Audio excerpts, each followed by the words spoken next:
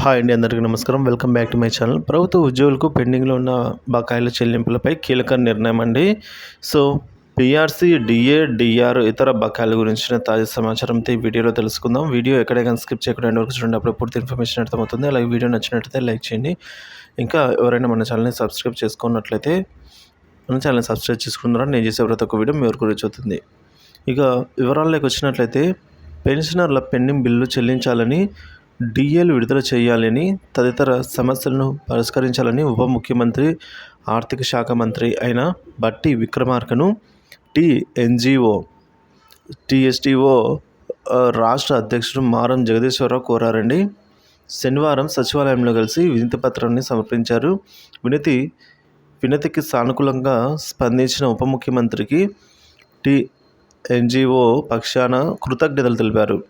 TNGO రాష్ట్ర association అధ్యక్షుడు కస్తూరి వెంకటేశ్వర్లు, రంగారెడ్డి జిల్లా అధ్యక్షుడు కె లక్ష్మణ్, హైదరాబాద్ జిల్లా అధ్యక్షుడు మజీబ్, నగర శాఖ ఉపాధ్యక్షుడు మహేష్ కుమార్ గౌడ్, హైదరాబాద్ ఉపాధ్యక్షుడు శంకర్ తదితరులు అయితే ఉన్నారు. పెన్షనర్లకి నగదు రహిత చికిత్స విషయానికి వచ్చినట్లయితే పెన్షనర్ వారి కుటుంబ సభ్యులందరికీ కూడా అన్ని దవాఖానాల్లో అంటే అన్ని హాస్పిటల్స్లో నగదు రహిత చికిత్స అందించాలని వైద్య ఆరోగ్య శాఖ మంత్రి దామోదర్ రాజనరసింహను ఆయన నివాసంలో కలిసి pensioner JAC chairman K Lakshmaiah కోరారు. సో ఈ వినతి పత్రంపై మంత్రి సానుకూలంగా స్పందించారని జేఏసీ శనివారం ఒక ప్రకటనలో తెలిపింది.